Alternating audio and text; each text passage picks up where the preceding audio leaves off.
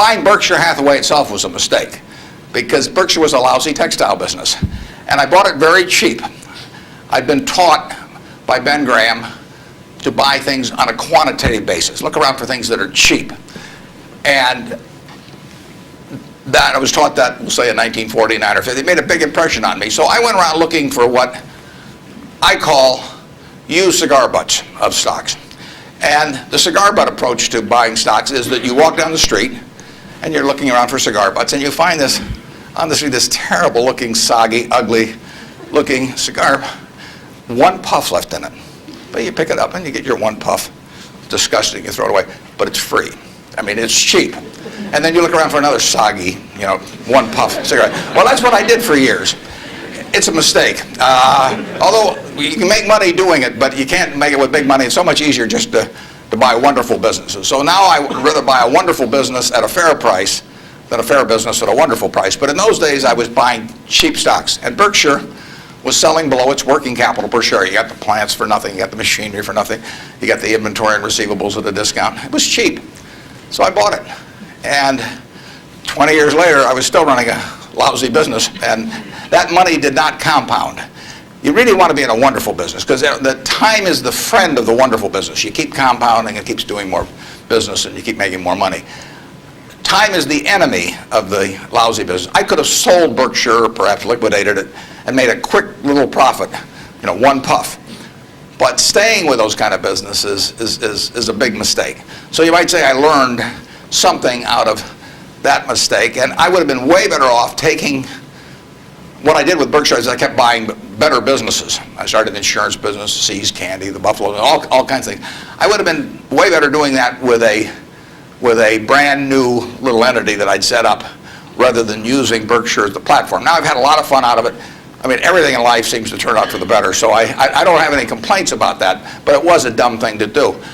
I went into US Air. I bought a preferred stock in 1989.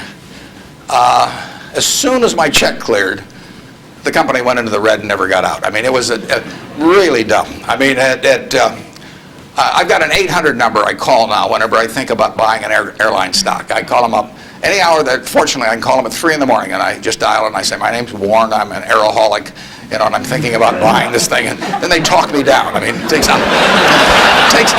hours sometimes, but it's worth it, believe me.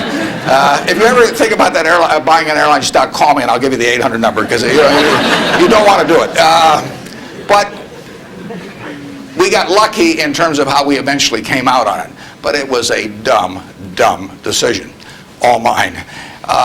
And I've done biggest in terms of opportunity cost, eventual costs. I bought half interest in a Sinclair filling station when I was about 20 with a guy I was in the National Guard with. And I had about $10,000 then, and I put $2,000 in, and I lost it all. So that was 20%, and that means that the opportunity cost is now $6 billion of that filling station, which is a big price to pay for, getting to wipe a few windows and a few windshields and things like that. So actually, I like it when Berkshire goes down because it reduced the cost of that mistake on an opportunity cost. But the biggest mistakes we've made by far, I've made, not we've made, biggest mistakes I've made by far are mistakes of omission and not commission. I mean, it's the things I knew enough to do, they were within my circle of competence, and I was sucking my thumb. And that is really, those are the ones that hurt. They don't show up anyplace. I probably cost Berkshire at least $5 billion, for example, by sucking my thumb 20 years ago or close to it when Fannie Mae was having some troubles, and we could have bought the whole company for practically nothing. And I don't worry about that if it's Microsoft because I don't know it. Microsoft isn't in my circle of competence. And so I don't have any reason to think I'm entitled to make money out of Microsoft or out of cocoa beans or whatever. But I did know enough to understand Fannie Mae, and I blew it. And that never shows up under conventional accounting. But I know the cost of it. I passed it up. And those are the big mistakes. And I've had plenty of them. And unless I tell you about them in the annual report, and I resist the temptation sometimes, unless I tell you about them in the annual report, you're not going to know it because it doesn't show up under conventional accounting. But omission is way bigger than commission. There's big opportunities in life have to be seized. We don't do very many things, but when we get the chance to do something that's right and big, we've got to do it. And even to do it in a small scale is just as big a mistake almost as not doing it at all. I mean, you've really got to grab them when they come, because you're not going to get 500 great opportunities. You would be better off if when you got out of school here, you got a punch card with 20 punches on it. And every financial decision you made, you used up a punch. You'd get very rich because you'd think through very hard each one. I mean, you went to a cocktail party and somebody talked about a company you didn't even understand what they did or couldn't pronounce the name, but they'd made some money last week and another one like it.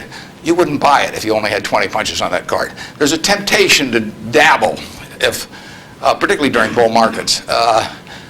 In stocks, it's so easy. It's easier now than ever because you can do it online. Just you click it in and maybe it goes up a point and you get excited about that and you buy another one the next day and so on. You can't make any money over time doing that. But if you had a punch card with only 20 punches, you weren't going to get another one in the rest of your life, you would think a long time before every investment decision. And you would make good ones and you'd make big ones. And you probably wouldn't even use all 20 punches in your lifetime, but you wouldn't need to.